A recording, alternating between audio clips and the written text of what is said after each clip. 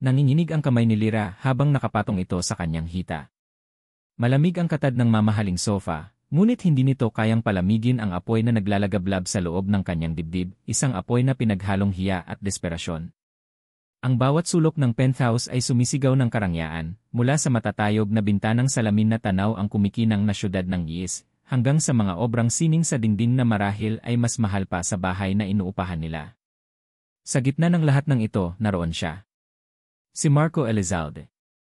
Nakatayo malapit sa bintana, isang madilim na silweta laban sa mga ilaw ng gabi. Hindi niya ito tinitingnan ng diretsyo. Hindi niya kaya. Basahin mo, utos ng isang boses na kasing lamig ng hangin mula sa aircon. Nakaturo ang daliri nito sa isang dokumento sa ibabaw ng glass table sa kanyang harapan. Isang pahina lang. Maikli, direkta at walang puso. Dahan-dahan niyang inabot ang papel. Bawat salita ay tila isang punyal na bumaon sa kanyang pagkatao. Ngunit habang binabasa niya ang mga kondisyon, hindi ang mga letrang iyon ang kanyang nakikita. Biglang umalingaw sa kanyang isipan ang isang mahina ngunit tuloy-tuloy na ubo. Ang ubo ng kanyang ina. Flashback. Kaninang umaga lang. Ang amoy ng Vicks Vaporub at pinakuluang dahon ng oregano ang bumati kay Lyra paggising niya. Sa kanilang maliit na sala, nakaupo ang kanyang ina, si Aling Elia, habang sapo-sapo ang dibdib. Sa bawat pag-ubo nito, tila isang piraso ng puso ni Lyra ang natatanggal. Sa isang sulok, tahimik na nakaupo ang kanyang ama, si Mang Berto. Nakatingin lang ito sa kawalan, ang mga matay nakapako sa peking paa na bakal at plastik na pumalit sa nawala nitong kaliwang binti. Dati, ang mga kamay na iyon ang bumuhay sa kanila sa pagiging karpintero. Ngayon, ang mga kamay na iyon ay nakakuyom na lang sa ibabaw ng kanyang tuhod, simbolo ng kawalan ng magawa. Biglang nag-vibrate ang luma niyang cellphone. Isang mensahe mula sa isang numerong kinasusuklaman niya. Lyra, huling araw mo na ngayon. Bayad o kahiyan? Alam mo na kung saan kami pupunta kapag hindi ka sumipot. Napapikit siya ng mariin. Ang upa sa bahay na 3 buwan ng atrasado. Ang bayarin sa ospital. Ang utang sa 5 tandang bawas 6 na lumobo na ng husto. Para siyang nalulunod at ang bawat obligasyon ay isang kamay na humihila sa kanya pababa. Lumabas siya ng bahay nang walang paalam. Hindi niya kayang makita ang mga mata ng kanyang mga magulang. Ang bawat tingin nila ay puno ng pag-asa, isang pag-asa na alam niyang hindi niya kayang ibigay sa normal na paraan. Ang sunod niyang naalala ay ang pag-upo niya sa isang mainay at masikip na karinderya sa kanto, kaharap ang isang babaeng hindi niya kilala. Ang babae ay mukhang propesyonal, walang emosyon. Inilatag nito sa mesa ang isang litrato. Isang lalaking napakakisig. Si Marco Elizalde. Ngunit sa likod ng perpektong mukha ay mga matang tila walang nakikita, walang nararamdaman. One night, sabi ng babae, tila nagbebenta lang ng isang bagay. Malaking halaga. Sapat para ayusin ang lahat ng problema mo. Walang tanong-tanong. Walang commitment. Pagkatapos ng gabi, tapos na ang lahat. Naramdaman ni Lyra ang unti-unting pag-init ng kanyang mga mata. Ito na ba ang halaga niya? Ang presyo ng pangarap niyang mabigyan ng magandang buhay ang kanyang pamilya. Tatanggapin mo o hindi, tanong ng babae, naiinip. Walang salitang lumabas sa bibig ni Lyra. Tumango lang siya. Isang tango na siyang nagtakda ng kanyang kapalaran. Kasalukuyan. Ang tunog ng pag-ubo ng kanyang ina ang nagpabalik sa kanya sa malamig na penthouse. Hawak niya ngayon ang isang ballpen na gawa sa ginto. Tila napakabigat nito sa kanyang mga kamay. Naintindihan mo ba? Tanong ulit ni Marco, hindi pa rin lumilingon sa kanya. Tumango si Lyra, kahit alam niyang hindi nito nakikita. Opo, sir. Ang salitang sir ay tila buhangin sa kanyang lalamunan. Narinig niya ang mga yabag nito palapit. Sa wakas, humarap ito sa kanya. Ngayon, nakita niya ng malinaw ang mukha nito. Mas gwapo pa sa litrato, ngunit mas malamig din ang mga mata. Walang bahid ng interes, walang awa, walang kahit anong emosyon. Tumingin ito sa kanya na parang isa lamang siyang kasangkapan. Pirmahan mo. Hindi na nag-isip si Lyra. Itinatak niya sa isip ang mukha ng kanyang ina, ang anyo ng kanyang ama. Iyon ang kanyang lakas. Iyon ang kanyang dahilan. Sa isang mabilis ngunit mabigat na galaw, inilagda niya ang kanyang pangalan sa ilalim ng dokumento. Ang tunog ng dulo ng ballpen sa papel ay parang tunog ng isang sentensya. Pagkatapos niyang pumirma, kinuha ni Marco ang papel, hindi man lang ito sinulyapan. Mula sa bulsa ng kanyang mamahaling slacks, kumuha ito ng isang susi at isang sobrang makapal. Inilapag niya iyon sa mesa. Hindi iyon pera. Isang tseke. Nakasulat doon ang isang halaga na hindi pa niya nakikita sa buong buhay niya. Sapat para bayaran ang lahat. At may sobra pa. Nakatitig lang siya sa tseke, hindi makapaniwala. Ito na ba yon? Ganito lang kadali? Ganito lang kasakit? Inaasahan niyang aalis na ito o sasabihin ang dapat mangyari. Ngunit nanatili itong nakatayo sa kanyang harapan. Tinitingnan siya nito, sa wakas, ngunit ang tingin nito ay tila tumatagos lang sa kanya. Pagkatapos ng gabing ito, nagsalita si Marco, ang bawat salita ay malinaw at may bigat. Magiging personal assistant kita. Natigilan si Lyra. Napatingala siya, puno ng pagkalito. Po. Hindi pinansin ni Marco ang kanyang tanong. Itinuro nito ang tseke at ang susi. Ito ang unang bayad para sa iyong serbisyo at sa iyong katahimikan. Kinabukasan, umupo si Marco sa likod ng kanyang malawak na mesa sa opisina, ang mga mata ay nakapako sa screen ng kanyang laptop, ngunit ang isip ay nasa ibang lugar. Nasa babaeng tahimik na nakaupo sa maliit na desk sa labas ng kanyang glass-walled office. Si Lyra Madrigal. Ang kanyang bagong key personal assistant. Isang inis ang gumuhit sa kanyang isipan. Ang arrangement na ito ay dapat sana'y simple. Isang transaksyon. Ngunit ang presensya ng babae ay isang komplikasyon na hindi niya inaasahan. Ang katahimikan nito ay mas maingay pa kaysa sa inaasahan niyang mga reklamo. Ang kalungkutan sa mga mata nito ay isang paalala ng isang bagay na ayaw niyang isipin. Pinindot niya ang intercom. Pumasok ka. Ang utos niya ay mabilis at walang emosyon. Ilang segundo lang, bumukas ang pinto at pumasok si Lyra. Nakasuot ito ng simpleng bestida na halatang hindi mamahalin, ngunit malinis at maayos. Nakayuko ito ng bahagya, ang mga mata ay nakatuon sa sahig. I-reorganize mo ang buong schedule ko para sa susunod na 3 buwan, sabi ni Marco, hindi inaalis ang tingin sa laptop. I-cancel mo ang lahat ng non-essential meetings. I-reschedule mo ang board meeting sa Biyernes. At gusto kong makita ang revised itinerary sa loob ng 1 oras. Isang imposibleng utos. Alam niya iyon. Isang pagsubok. Gusto niyang makita itong mataranta, magreklamo, o sumuko. Iyon ang inaasahan niya. Ngunit tumango lang si Lyra. Masusunod po, sir. Kinuha nito ang tablet mula sa gilid ng mesa at tahimik na lumabas. Napasandal si Marco sa kanyang upuan, isang kilay ang bahagyang nakaangat. Walang drama. Walang tanong. Pagsunod lang. Kakaiba. Naalala niya si Katrina. Flashback. Nasa isang gala event si Marco, katabi si Katrina na kumikinang sa kanyang mamahaling alahas at mapangakit ng ngiti.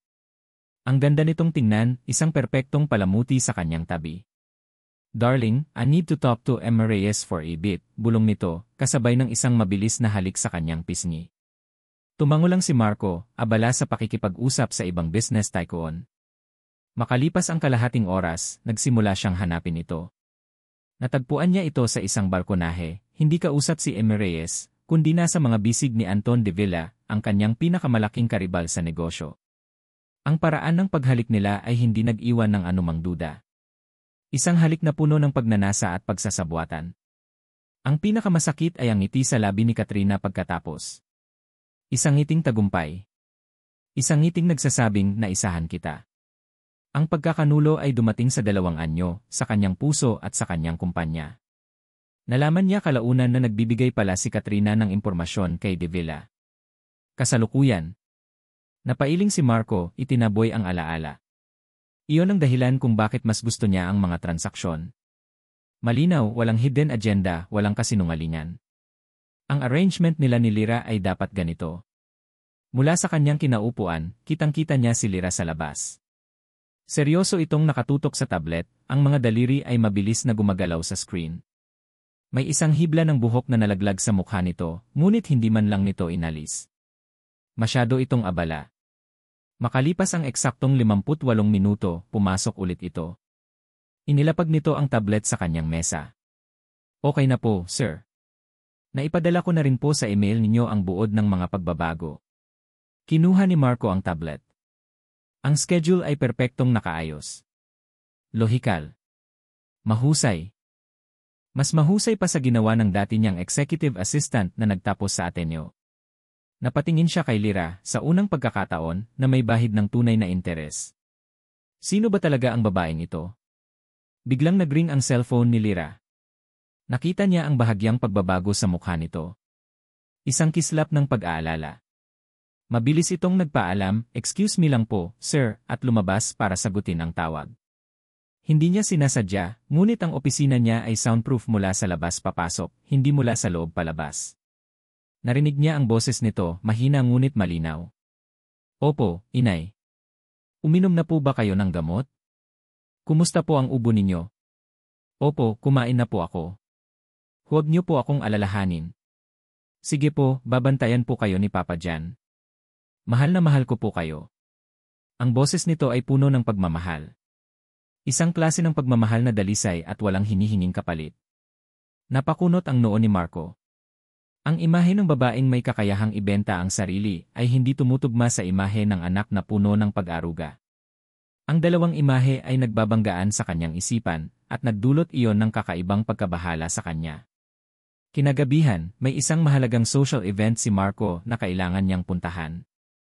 Isang charity ball. Ayaw niyang pumunta ng mag-isa. Tinawag niya ulit si Lyra. "May pupuntahan tayo mamayang gabi," sabi niya. "Sumama ka sa akin." Nakita niya ang gulat sa mga mata nito. "Po. Pero sir, wala po akong isusuot di." Kumuha si Marco ng isang credit card mula sa kanyang wallet at inilapag ito sa mesa. "Bumili ka ng kailangan mo," utos niya, ang boses ay bumalik sa pagiging malamig at transaksyonal. "Magmukha kang presentable." Sa charity ball, halos hindi makilala ni Marco si Lyra.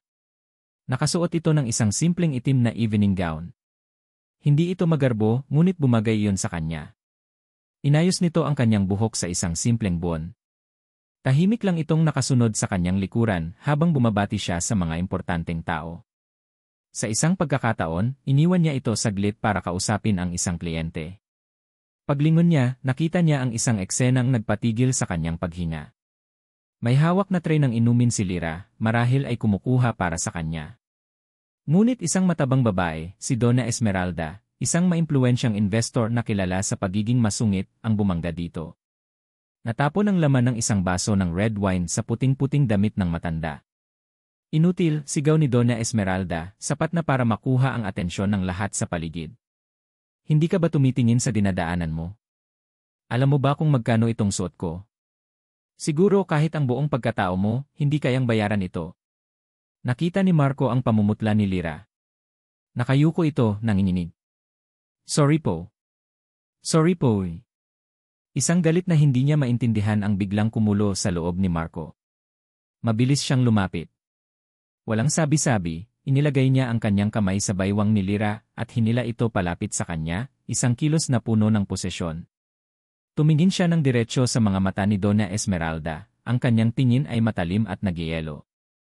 "Mag-ingat ka sa iyong pananalita," sabi ni Marco, ang boses niya ay mahinahon ngunit may bigat na nagpatahimik sa buong paligid. "Kasama ko siya."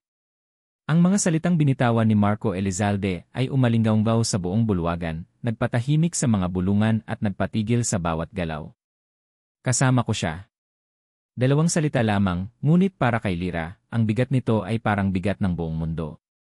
Naramdaman niya ang kamay ni Marco sa kanyang baywang, isang mainit at matatag na puwersa na humila sa kanya palayo sa kahihiyan.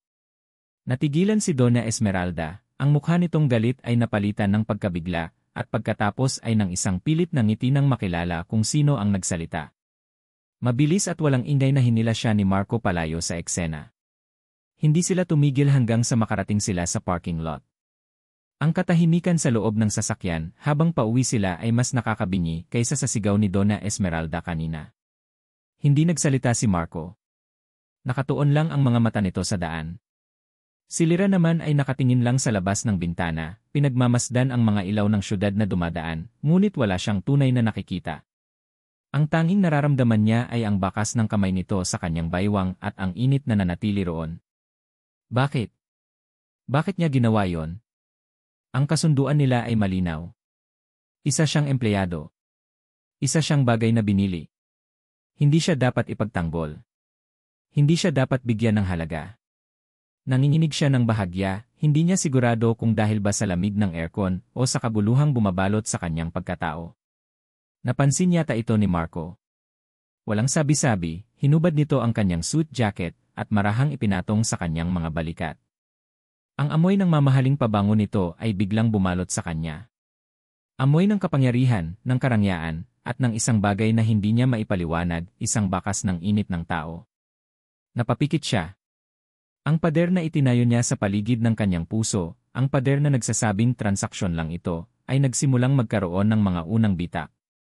Pagdating ng araw ng sahod, ang unang tunay na sahod niya bilang key personal assistant, naramdaman ni Lyra ang isang kislap ng pag-asa. Hindi na niya kailangang mag-alala kung saan kukunin ang pambili ng gamot. Hindi na niya kailangan pang mangutang. Dumiretso siya sa isang kilalang botika, hindi sa maliit na tindahan kung saan palagi siyang nakikipagtawaran. Binili niya ang branded na gamot para sa hika ng kanyang ina, ang gamot na sinabi ng doktor na pinakamabisa ngunit hindi nila kayang bilhin noon. Bumili rin siya ng mga prutas at masustansyang pagkain. Pag-uwi niya sa kanilang maliit na bahay, dala ang mga paper bag, sinalubong siya ng nag-aalalang mukha ng kanyang ina. "Anak, saan galing ang lahat ng ito?" tanong ni Aling Elia, ang mga mata ay nanlalaki. Ngumiti si Lyra, isang tunay na ngiti sa unang pagkakataon sa loob ng mahabang panahon. "Sa trabaho ko po, Nay. Para sa inyo po yan." Ang makita ang luhang namuo sa mga mata ng kanyang ina, luhang hindi dahil sa sakit, kundi sa galak, ay nagbigay sa kanya ng isang pakiramdam na hindi kayang bilhin ng kahit anong halaga. Sa sandaling iyon, naramdaman niya na marahil tama ang kanyang desisyon. Na ang lahat ng sakripisyo ay may kahulugan. Kinabukasan sa opisina, mas gumaan ang kanyang pakiramdam. Mas may kumpiyansa siyang umupo sa kanyang desk. Hanggang sa bumukas ang pinto ng elevator at isang babae ang lumabas. Isang babaeng tila naglalakad na obra maestra. Matangkad, balingkinitan, nakasuot ng isang Chanel suit na perpekto ang pagkakatahi. Ang bawat hakbang nito ay puno ng otoridad. Kilala siya ni Lyra mula sa mga society magazine. Si Katrina Sandoval. Nilagpasan nito ang receptionist at dumiretso sa direksyon ng opisina ni Marco. Ngunit tumigil ito sa harap mismo ng desk ni Lyra. Tiningnan siya nito mula ulo hanggang paa. Isang tingin na puno ng kalkulasyon at bahagyang pagkasuklam. "Ikaw ba ang bago?" tanong ni Katrina, ang boses ay matamis ngunit may kamandad. Huminto ito saglit, tila hinahanap ang tamang salita. "Katulong." Naramdaman ni Lyra na nanuyo ang kanyang lalamunan. "Personal assistant po," mahinang sagot niya. Isang maliit na ngisi ang sumilay sa labi ni Katrina. "Ah, personal assistant. Marco has always had eclectic tastes." Inirapan siya nito bago kumatok sa pinto ng opisina ni Marco at pumasok nang hindi man lang naghihintay ng sagot. Naiwan si Lyra na parang binuhusan ng malamig na tubig. Ang kaunting kumpiyansang kanyang naramdaman kanina ay biglang naglaho, napalitan ng pamilyar na pakiramdam ng kahihiyan. Isang paalala kung sino siya at kung ano ang kanyang lugar sa mundong ito. Maya-maya pa, bumukas ang pinto ng opisina ni Marco. Naunang lumabas si Katrina, ang mukha ay nakasimangot. Sumunod si Marco, ang ekspresyon ay kasing lamig ng yelo. Nakita ni Marco ang bakas ng tensyon sa mukha ni Lyra. "Katrina," sabi ni Marco, ang boses ay kalmado ngunit may finality. "Umalis ka na. Busy ako." Hindi na nagprotesta si Katrina. Sinulyapan lang nito si Lyra ng isang tingin na nangangakong babalik ito bago ito tuluyang umalis. Muling nagtama ang mga mata ni Lyra at Marco. Nakita ni Lyra sa mga mata nito hindi ang amo, kundi ang lalaking nagpatong ng jacket sa kanyang balikat, ang lalaking nagtanggol sa kanya. Ang pagkalito sa kanyang dibdib ay lalong lumala. "Sino ka ba talaga, Marco Elizalde?" Habang iniisip niya yon, biglang nagring ang kanyang cellphone. Isang pamilyar na numero. Ang kanyang ama. "Hello, Tay," sagot niya. Ang narinig niya mula sa kabilang linya ay hindi isang pagbati, kundi isang sigaw na puno ng takot. "Lyra, anak." Yung naniningil. Nandito siya sa bahay. Sinisira niya ang mga gamit. Isang malakas na kalabog ang narinig niya sa telepono, sinundan ng iyak ng kanyang ina. Biglang nanlamig ang buong katawan ni Lyra. Ang dugo ay tila umalis sa kanyang mukha. Ang cellphone ay nadulas mula sa kanyang nanginginig na kamay, lumikha ng isang malakas na kalansing nang bumagsak ito sa makintab na sahig. Ang tunog ng pagbagsak ng cellphone ni Lyra sa sahig ay kasing lakas ng isang putok ng baril sa tahimik na opisina. Napalingon si Marco, ang pagkunot ng kanyang noo ay napalitan ng pag-aalala nang makita niya ang itsura nito. Ang kulay ay nawala sa mukha ni Lyra, ang mga mata nito'y nanlalaki sa takot, at ang buong katawan nito'y nanginginig na parang isang dahon sa gitna ng bagyo. Lyra. Hindi siya pinansin nito. Para itong wala sa sarili. Mabilis itong yumuko para pulutin ang telepono at walang paalam na tumakbo palabas ng opisina. Isang bagay ang pumitik sa loob ni Marco. Isang bagay na hindi niya karaniwang nararamdaman. Higit pa sa kuryosidad, higit pa sa responsibilidad ng isang amo. Ito ay pag-aalala. Isang tunay at hindi maipaliwanag na pag-aalala. Sinundan niya ito. Nakita niya itong paulit-ulit na pinipindot ang buton ng elevator. Ang mga luha ay nagsisimula ng mamuo sa gilid ng kanyang mga mata. Anong nangyari? Tanong niya, ang boses ay mas malumanay kaysa sa kanyang intensyon. Umiling lang si Lyra, hindi makapagsalita. Nang bumukas ang pinto ng elevator, akmang papasok ito, ngunit mabilis na hinawakan ni Marco ang braso nito. Sabihin mo sa akin, mariing sabi niya, pinipilit itong tumingin sa kanya. Ang naniningil po, nauutal na sabi ni Lyra, ang mga luha ay tuluyan ng bumuhos mula sa kanyang mga mata, dumadaloy sa kanyang pisngi. Nasa bahay po. Sina Nanay E. Hindi na niya natapos ang sasabihin. Napahikbi na lang siya, isang tunog ng purong takot at kawalan ng pag-asa. Sa sandaling iyon, nagbago ang lahat sa paningin ni Marco. Ang babaeng nasa harapan niya ay hindi na ang mahusay na assistant, hindi na ang kasama sa transaksyon. Siya ay isang taong nasasaktan, isang taong nanganganib ang pamilya. At sa isang iglap, alam niya ang kailangan niyang gawin. Binitawan niya ang braso nito at kinuha ang sarili niyang cellphone. Sa isang mabilis na pagdial, tinawagan niya ang pinuno ng kanyang security team. Leo, sabi ni Marco, ang boses ay bumalik sa pagiging dati nitong may otoridad at walang bahid ng emosyon. May problema sa isang address sa Quezon City. I-text ko sa iyo ang detalye. Gusto kong malaman kung sino ang taong nanggugulo doon. Alamin mo ang lahat tungkol sa kanya. At gusto kong masiguro na ligtas ang pamilya ng empleyado ko. Ngayon na. Ibinaba niya ang tawag at muling hinarap si Lyra. Halika, sabi niya, mas malumanay na ngayon. Ihahatid kita. Hindi po, sir. Kaya ko na po. Nakakahiya na po sa inyo. Hindi iyon tanong, Lyra, putol ni Marco. Iyon ay isang utos. Sa buong biyahe, walang nagsalita. Si Lyra ay nakatingin lang sa labas, ang mga kamay ay magkadikit sa kanyang kandungan, nagdarasal. Si Marco naman, habang nagmamaneho, ay hindi maalis sa isip ang takot na nakita niya sa mga mata nito. Ito ang unang pagkakataon na nakita niya itong ganito, ganap na wasak. At sa hindi malamang dahilan, nagdulot iyon ng galit sa kanyang dibdib. Galit sa kung sinuman ang naglagay sa kanya sa sitwasyong ito. Huminto sila sa isang kanto, ilang metro ang layo mula sa eskinita kung saan nakatira si Lyra. Bago pa man sila makababa, nakatanggap si Marco ng text mula kay Leo. Sir, na-handle na po. Ang pangalan ng lalaki ay Mangkulas, kilalang 5 tandang bawas 6 operator sa lugar. Pinaalis na po namin siya. Ligtas po ang pamilya. Standby lang po kami. Napabuntong hininga si Marco. Ngunit bago niya sabihin kay Lyra ang magandang balita, nais niyang makita ang isang bagay. Hintayin mo ako dito, sabi niya. Babalik ako. Bumaba siya ng sasakyan at naglakad papasok sa eskinita. Kaagad siyang sinalubong ng ibang mundo. Ang malinis at malawak na mga kalsada ng Yesu ay napalitan ng makipot at baku-bakong daan. Ang amoy ng mamahaling pabango ay napalitan ng pinaghalong amoy ng kanal, nilulutong pagkain, at ng buhay. Nakita niya ang bahay na inilarawan sa kanya ni Leo. Maliit ito, gawa sa halo-halong yero at kahoy, at sa labas ay may isang sirang plastik na upuan at mga basag na paso. Doon, sa bintana, nasulyapan niya ang anino ng isang babaeng inaalalayan ng isang lalaking may saklay. Iyon siguro ang mga magulang ni Lyra. Isang bagay ang kumirot sa puso ni Marco. Isang bagay na matagal na niyang hindi naramdaman. Awa. Simpatsya. Naintindihan niya na ngayon. Ang babaeng iyon ay hindi nagbebenta ng sarili para sa luho. Ginawa niya iyon para dito. Para sa pamilyang nakatira sa sira-sirang bahay na ito. Bumalik siya sa sasakyan na may bigat sa kanyang dibdib.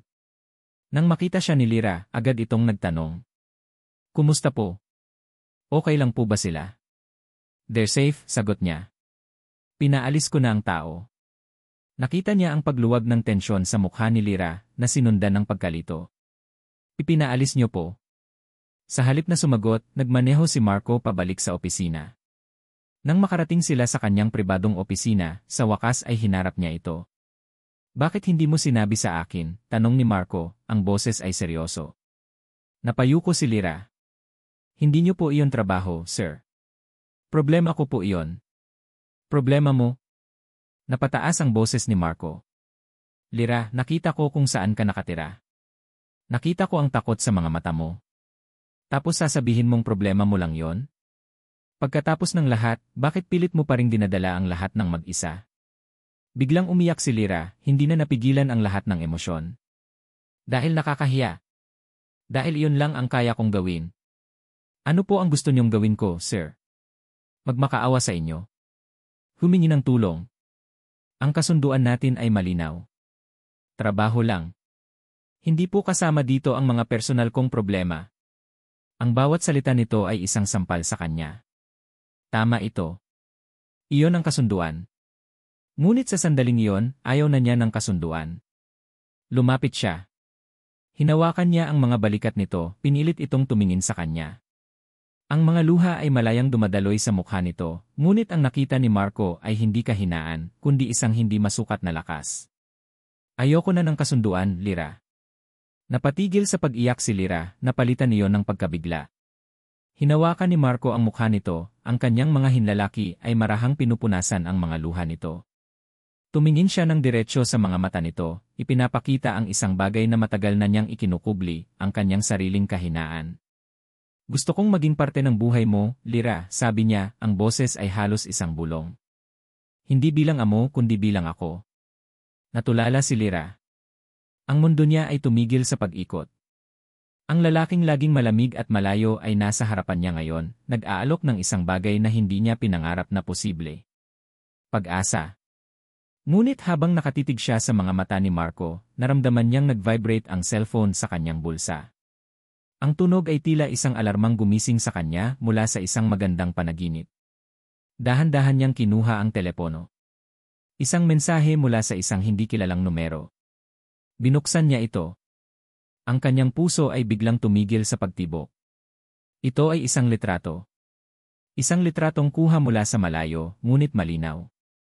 Siya, papalabas ng marangyang hotel noong unang gabi, ang mukha ay puno ng hiya at pagod. Sa ilalim ng litrato, may isang maikling mensahe. Ang dumi mo, kailanman hindi ka magiging malinis. Ang mga salita ni Marco, gusto kong maging parte ng buhay mo, ay tila isang mainit na yakap na bumalot sa nanlalamig na puso ni Lyra. Sa isang saglit, nakalimutan niya ang lahat. Nakalimutan niya ang kasunduan, ang kahihiyan, ang dahilan kung bakit siya naroroon. Ang nakita lang niya ay isang pares ng mga mata na sa wakas ay nakatingin sa kanya, hindi bilang isang bagay, kundi bilang isang tao. Ngunit ang malamig at malupit na katotohanan ay mabilis na bumalik sa anyo ng isang litrato sa screen ng kanyang cellphone. Ang dumi mo, kailanman hindi ka magiging malinis. Ang bawat salita ay isang dagok na gumising sa kanya. Ito ang katotohanan. Ito ang pagkatao niya sa mundong ito. Ang babae sa litrato. Ang babaeng binili. Mabilis niyang itinago ang cellphone, ngunit huli na. Ang init na naramdaman niya kanina ay napalitan ng isang nagyayelong takot. Dahan-dahan siyang umatras mula sa pagkakahawak ni Marco, muling itinayo ang pader na giniba nito ilang sandali lang ang nakalipas. Sir, hindi po pwede, sabi niya, ang boses ay nanginginig.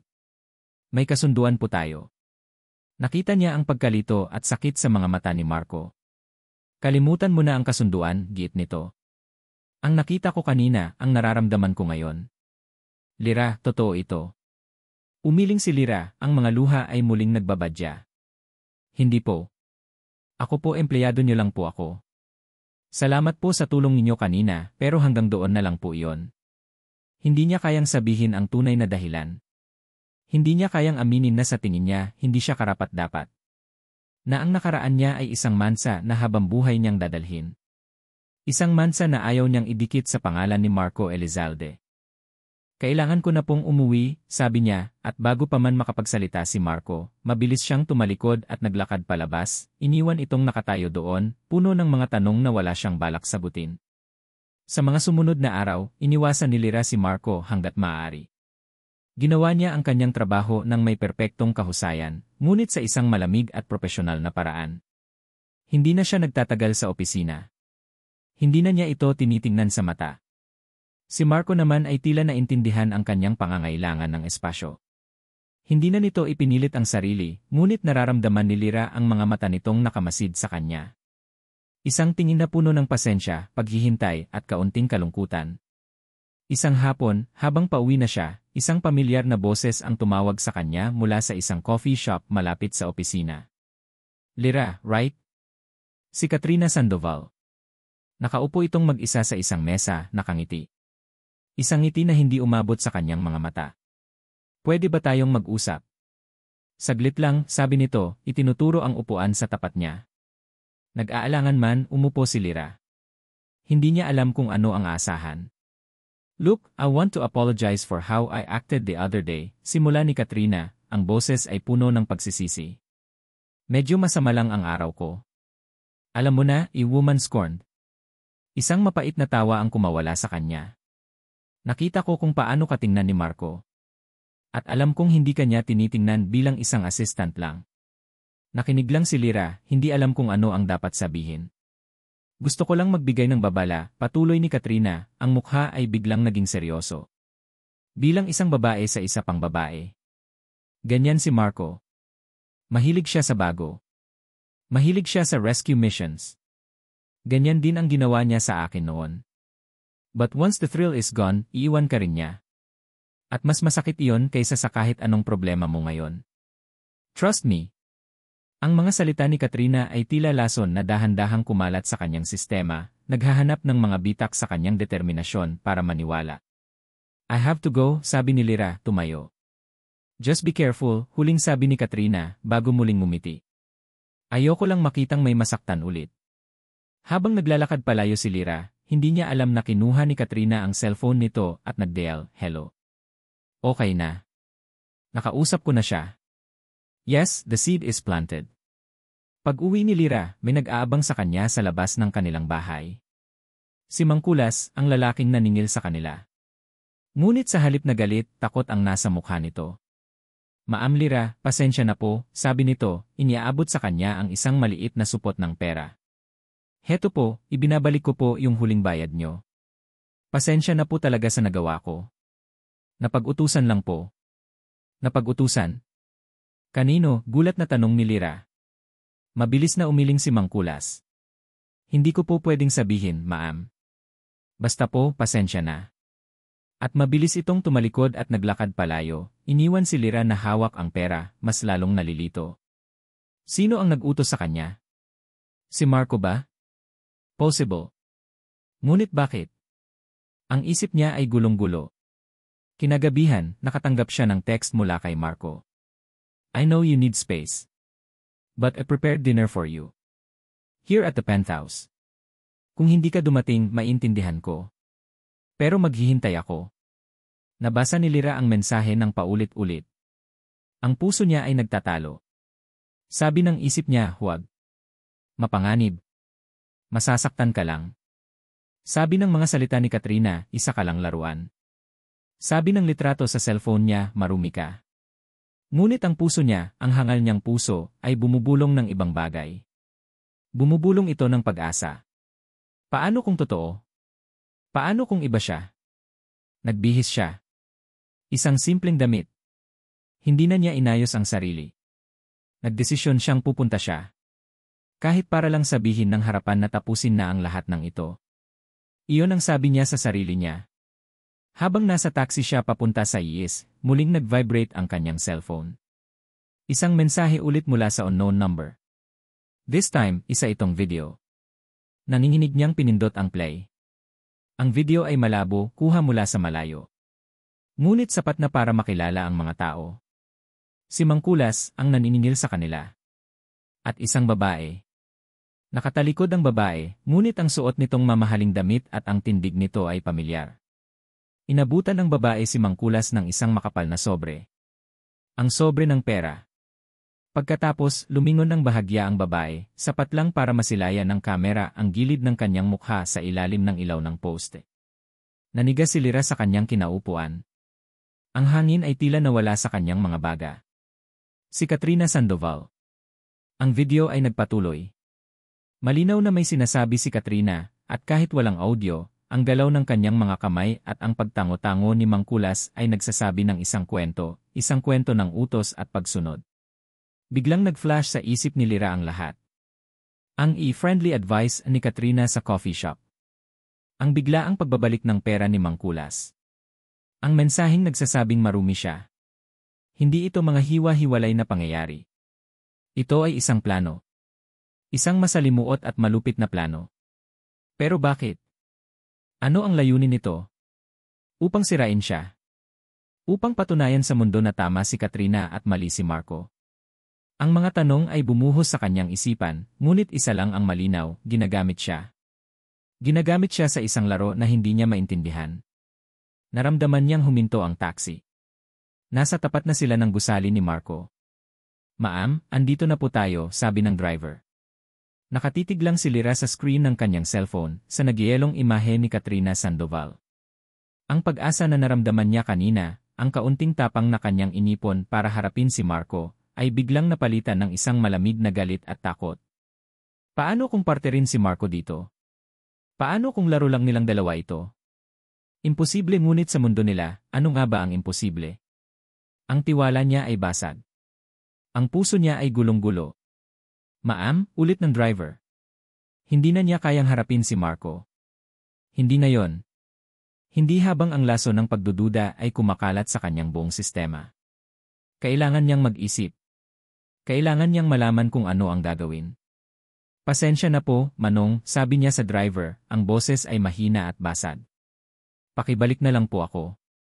Pakilayo niyo po ako dito." Sa itaas, sa penthouse, nakatayo si Marco sa harap ng isang mesang puno ng pagkain. May 2 plato. 2 baso ng alak.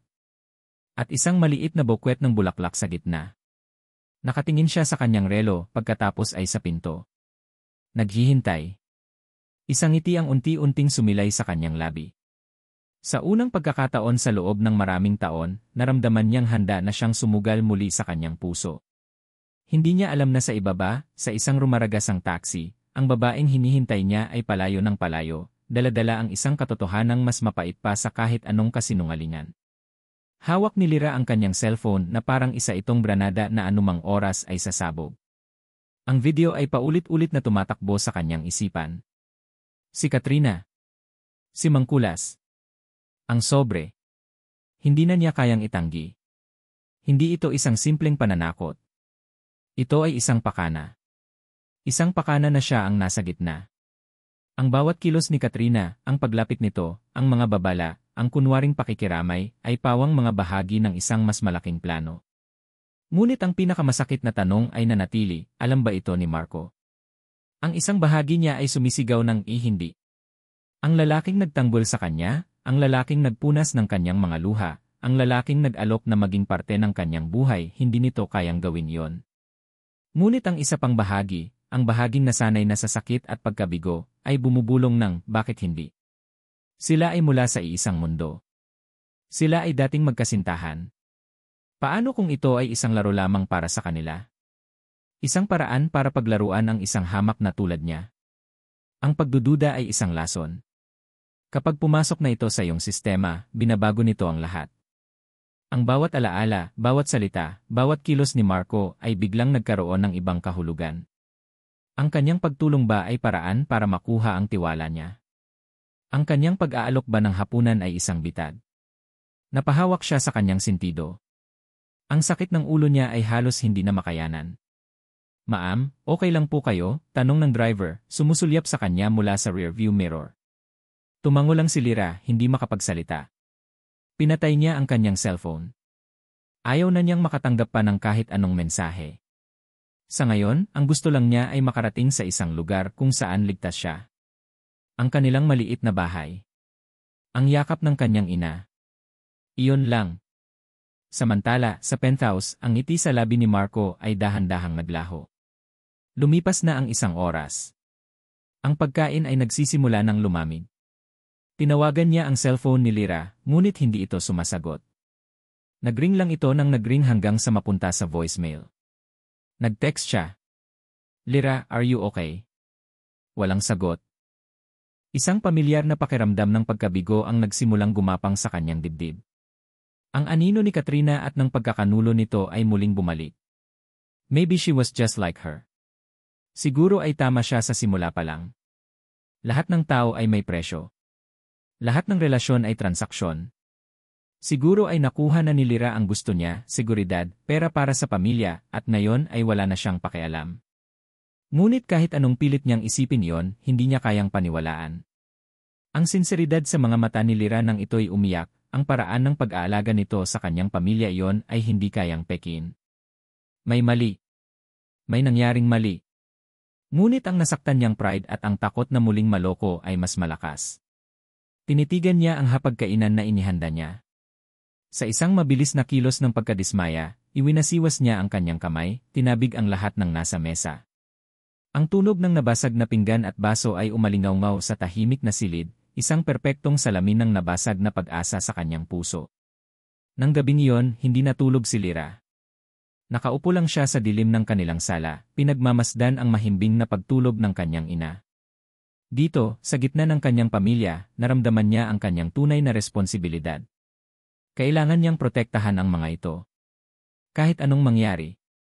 Nagdesisyon siya. Bukas, haharapin niya si Marco. Ngunit hindi para sagutin ang alok nito. Haharapin niya ito para tapusin ang lahat. Para sabihing aalis na siya. Iyon ang tanging paraan para makalayo sa gulo. Iyon ang tanging paraan para mailigtas ang kanyang sarili at ang kanyang pamilya mula sa laro ng mga mayayaman. Hindi niya alam na sa paggawa ng desisyong ito, papasok siya sa pinakamalaking bitag na inihanda para sa kanya. Ang huling patibong. Nakatayo si Marco sa gitna ng Grand Ballroom ng Elizalde Tower, isang baso ng champagne sa kanyang kamay, ngunit ang atensyon niya ay wala roon. Bumabati siya sa mga bisita, nakikipagkamay sa mga board members, at mumingiti sa mga kamera, ngunit ang lahat ng iyon ay otomatiko, isang galaw na kinabisado na niya. Ang isip niya ay nasa babaeng hindi dumating kagabi. Matapos ang galit at pagkadismaya, dumating ang pag-unawa. Marahil ay natakot ito. Marahil ay nalito. Ang mundo niya ay masyadong malaki at magulo kumpara sa simple at tahimik nitong buhay. He had pushed too hard, too fast. Ngunit ang pag-unawa ay hindi nag-alis ng pag-asa. Sa katunayan, pinalakas pa nito yon. Handa siyang maghintay. Handa siyang patunayan na seryoso siya.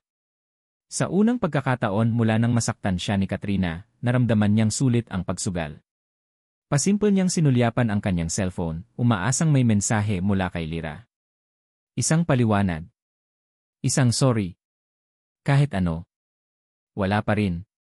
Ngunit sa halip na mainis, isang maliit na ngiti ang sumilay sa kanyang labi. I'll win you over, Lyra Madrigal. I'll show you this is real. Ito ang taunang charity ball ng Elizalde Holdings, ang pinakamalaking social event ng kumpanya. Ang lahat ng importanteng tao sa Maynila ay naroroon. Ito ang perpektong gabi. Isang gabi ng tagumpay. Bigla, isang kakaibang tunog ang kanyang narinig. Hindi malakas, ngunit kapansin-pansin dahil sabay-sabay. Ang mahinang pag-buzz ng mga cellphone. Nakita niya ang mga bisita sa paligid, isa-isang kinukuha ang kanilang mga telepono. Ang mga bulungan ay biglang humina. Ang mga ngiti ay napalitan ng mga nagtatakang tingin. Ang mga mata ng mga reporter sa isang sulok ay biglang nanlaki, ang kanilang mga daliri ay mabilis na nag-type sa kani-kanilang mga screen. Isang kaba ang biglang gumapang sa dibdib ni Marco. Anong nangyayari? May balita ba tungkol sa stock market? Isang iskandalo sa gobyerno?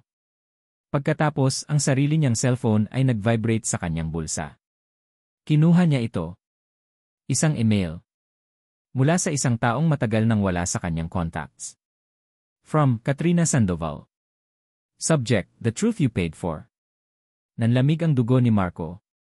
Nanginginig ang kanyang kamay habang binubuksan ang email. Walang mahabang mensahe.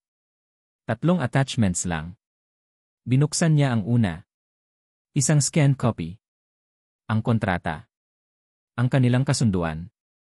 Ang bawat salita ay isang dagok sa kanyang sikmura, nilagdaan ng kanyang sariling pangalan at ng pangalan ni Lyra. Ang malamig, walang pusong transaksyon na sinubukan niyang kalimutan.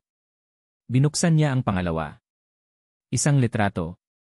Ang litratong ipinadala sa kanya kanina ni Katrina.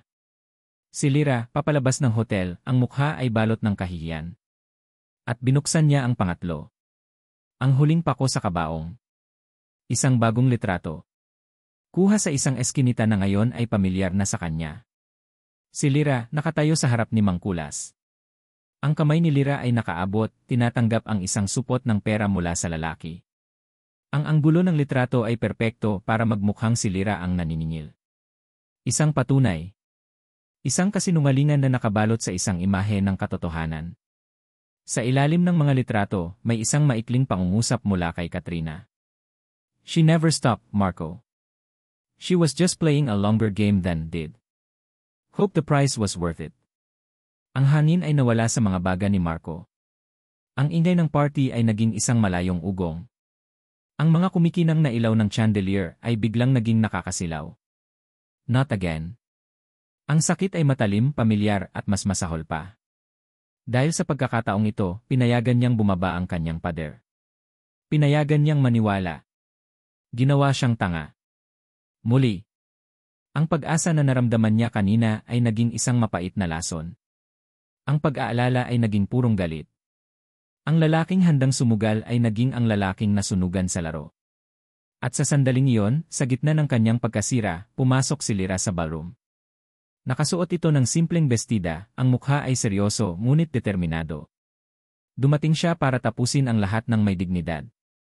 Hinanap ng kanyang mga mata ang lalaking nagbago ng kanyang mundo. Nakita niya si Marco sa kabilang dulo ng silid. At nang magtama ang kanilang mga mata, nanigas siya. Wala na ang init. Wala na ang paghihintay. Ang mga mata ni Marco Elizalde na nakatingin sa kanya ngayon ay ang mga matang una niyang nakilala sa penthouse. Malamig, malayo, at puno ng pagkasuklam. Nagsimulang maglakad si Marco palapit sa kanya. Ang mga tao ay tila otomatikong gumawa ng daan, nararamdaman ang paparating na bagyo. Ang bawat hakbang niya ay mabigat, sinadya. Huminto siya sa harap mismo ni Lyra, sa gitna ng daan-daang peres ng mga matang nakamasid. Tahimik. Nakakabingi. Hinintay ni Lyra na may sabihin ito. Isang tanong. Isang akusasyon. Ngunit ang mga salitang lumabas sa bibig ni Marco ay mas masakit kaysa sa kahit anong sampal. Ang boses niya ay kalmado, ngunit sapat ang lakas para marinig ng lahat sa paligid. So, this is your game, sabi niya walang emosyon. Tumingin ito sa kanya na parang isa siyang basura. Sabihin mo sa akin, magkano pa ang kailangan mo para tuluyan mo na akong tigilan? Ang katahimikan sa loob ng penthouse ay mas nakakabingi kaysa sa ingay ng party kanina.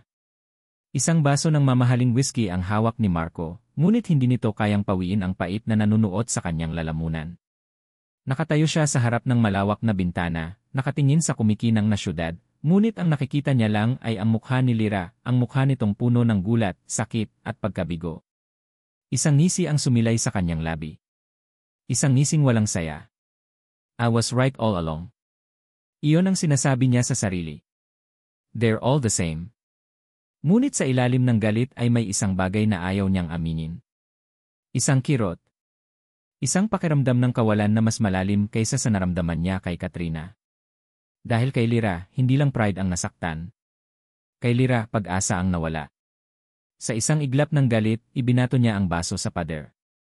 Ang tunog ng nabasag na salamin ay umalingaw-ngaw sa buong silid, sinira ang mapanlinlang na katahimikan.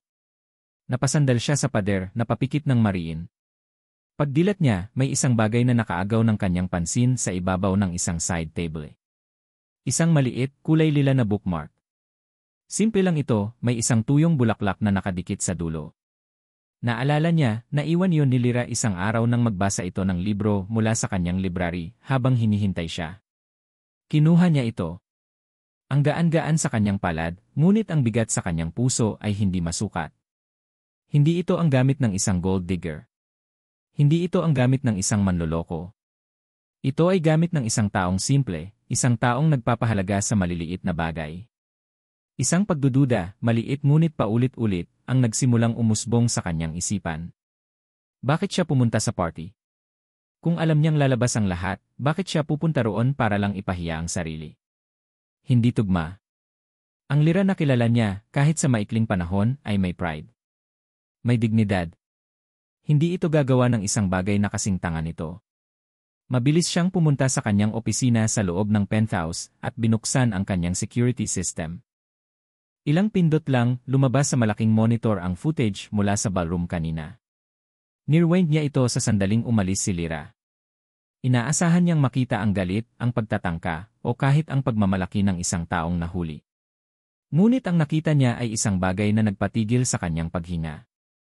Nakita niya si Lira na tumatalikod, ang mga balikat nito ay bagsak. Hindi ito tumakbo. Naglakad lang ito palayo, ang bawat hakbang ay tila mabigat. Walang paglingon. Walang huling tingin. Hindi ito ang galaw ng isang taong nanalo sa laro.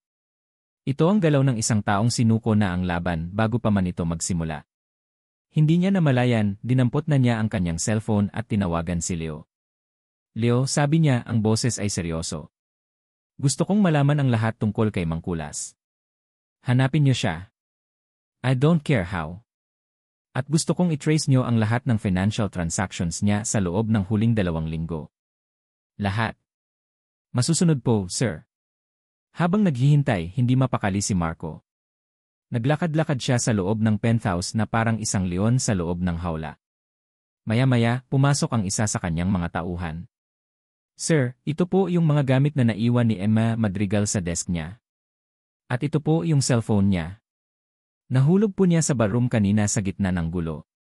Inabot nito sa kanya ang isang maliit na box. Sa ibabaw, nakalagay ang cellphone ni Lira. Ang simpleng, lumang modelo na madalas niyang nakikitang ginagamit nito. May kung anong nag-udyok sa kanya na buksan ito.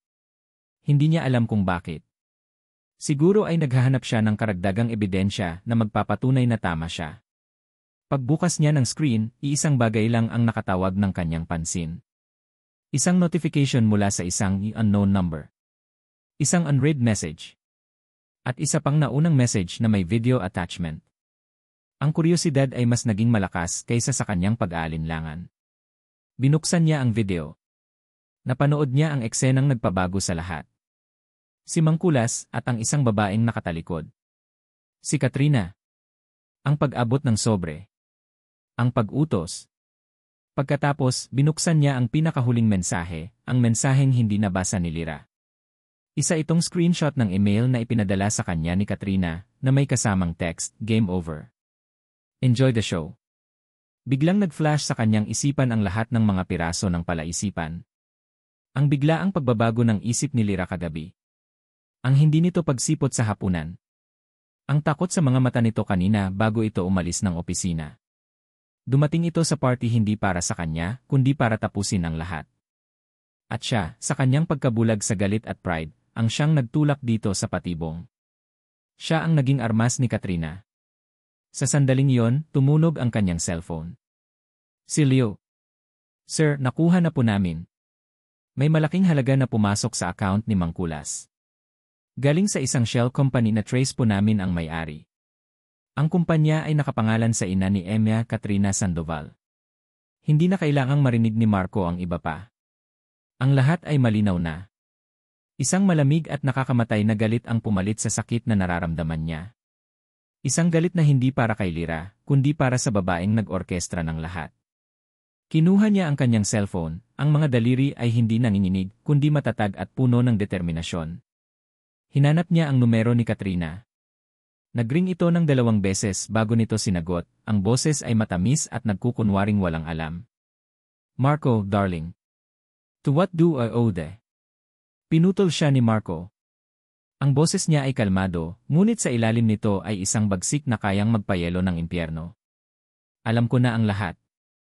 Magkita tayo. Ang amoy ng bagong lutong pandesal ang gumising kay Lira. Hindi na ang amoy ng Vicks Vaporub o pinakuluang dahon. Isang linggo na ang nakalipas mula nang lisanin niya ang mundo ni Marco Elizalde.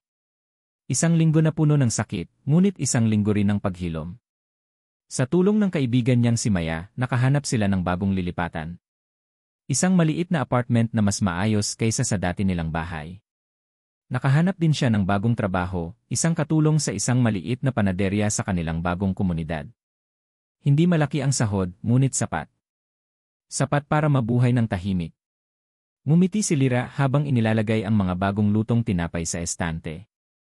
Ang bawat araw ay isang maliit na hakbang palayo sa nakaraan. Pinipilit niyang kalimutan ang mga salitang binitiwan ni Marco, ang sakit ng kahihiyan sa ballroom. Ngunit sa gabi, sa katahimikan ng kanyang kwarto, ang mga alaala ay bumabalik. At sa kabila ng lahat, isang maliit na bahagi ng kanyang puso ang patuloy na nasasaktan, hindi dahil sa galit, kundi dahil sa panghihinayang. Lyra, may naghahanap sa'yo, sabi ng may-ari ng panaderya, isang matandang babae na mabait ang mga mata. Napakunot ang noo ni Lyra. Sino naman ang hahanap sa kanya dito? Paglabas niya sa kusina, natigilan siya. Nakatayo sa labas ng panaderya, sa kabilang kalsada, si Marco Elizalde. Hindi ito nakasuot ng mamahaling suit. Isang simpleng polo shirt at pantalon lang. Ngunit hindi ang suot nito ang nagpatigil sa kanya, kundi ang ekspresyon sa mukha nito. Wala na ang galit, wala na ang lamig. Ang nakita niya ay pagod, pagsisisi, at isang kalungkutang sumasalamin sa sarili niyang nararamdaman. Hindi ito agad lumapit. Tumayo lang ito roon, pinagmamasdan siya. Pinagmamasdan ang bago niyang buhay, ang simpleng uniforme, ang panaderya, ang payapang paligid. Para itong humihingi ng permiso sa pamamagitan lang ng kanyang mga mata. Napayuko si Lyra at mabilis na bumalik sa loob. Hindi niya kaya. Masyado pang maaga. Masyado pang masakit. Ngunit ang puso niya ay nagwawala. Ang paghaharap nila ni Katrina ay mabilis at brutal.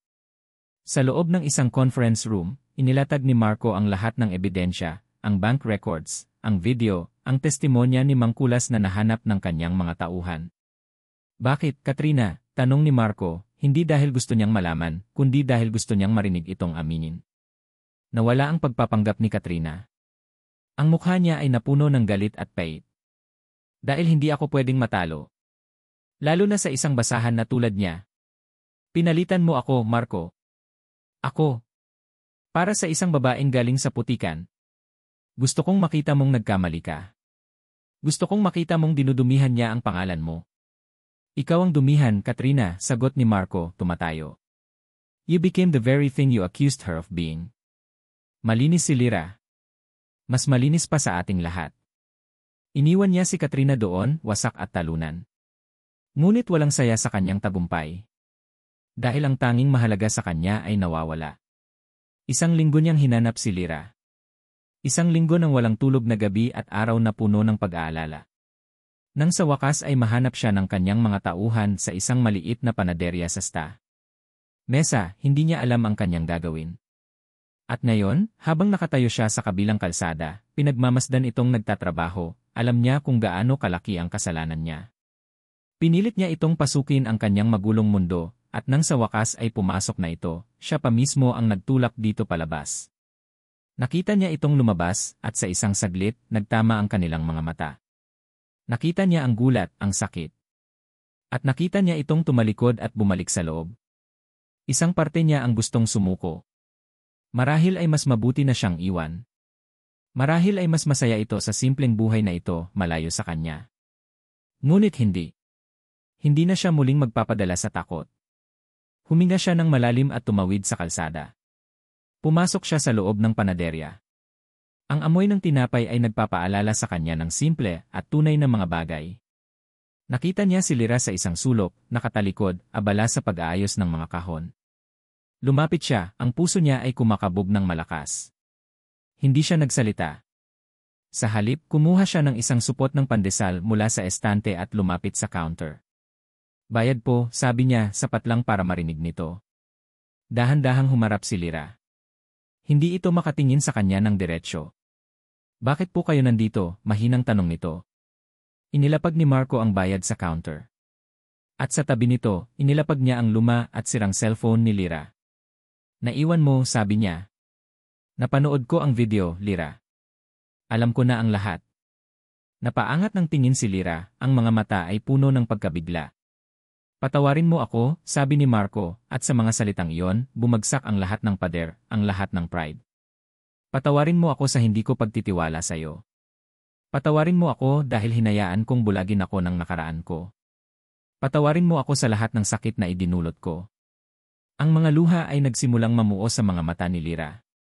Umalis na po kayo, sabi nito, kahit ang boses ay nagpapahiwatig ng salungat. Hindi ako alis, sagot ni Marco, umiling. Hindi na ulit.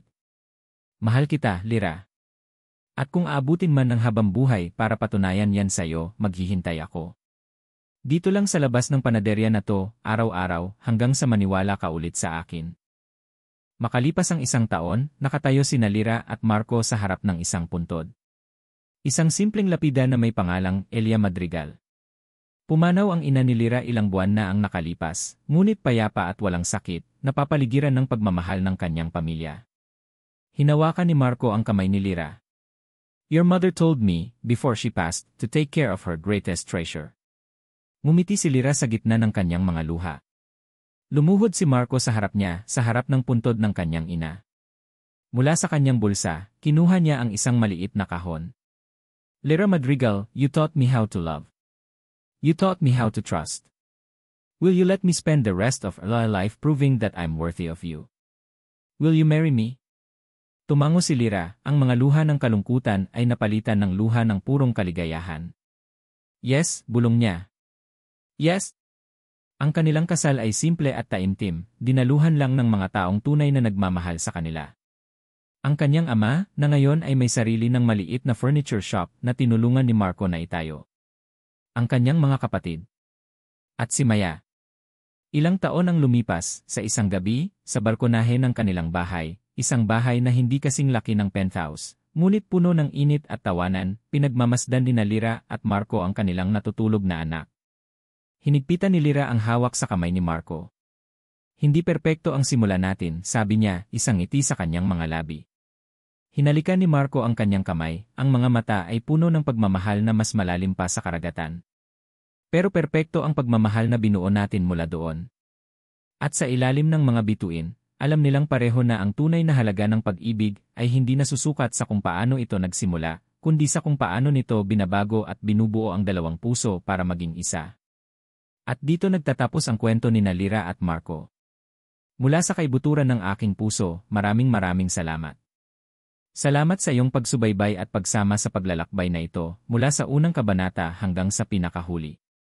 Ang bawat minuto na inilaan mo upang pakinggan ang kanilang kwento ay isang karangalan para sa akin bilang manunulat. Sa pagsulat ng kwentong ito, kasama niyo akong umiyak sa mga pagsubok ni Lyra, naramdaman ko ang galit at pagsisisi ni Marco, at umasa sa isang pag-ibig na tila imposibleng makamit. Higit sa isang kwento ng pag-ibigan, ang kwento ni Lyra ay isang paalala na ang ating tunay na halaga ay hindi nasusukat ng ating nakaraan o ng ating mga pagkakamali. Ito ay nasa tapang nating bumangon at sa kakayahan nating mahalin ang ating sarili sa kabila ng lahat. At ang paglalakbay naman ni Marco ay nagpapakita na ang tunay na pag-ibig ay hindi tungkol sa pag-aari, kundi sa pag-unawa, pagtitiwala, at pagbibigay ng pangalawang pagkakataon. Ngayon, nais ko namang marinig ang inyong saloobin. Hinihikayat ko kayong iwanan ang inyong mga komento sa ibaba. Aling bahagi ng kwento ang pinakatumatak sa inyong puso? Anong aral ang inyong napulot? At para sa inyo, ano ang tunay na halaga ng pag-ibig? Muli ang aking taos-pusong pasasalamat. Hanggang sa ating susunod na kwento.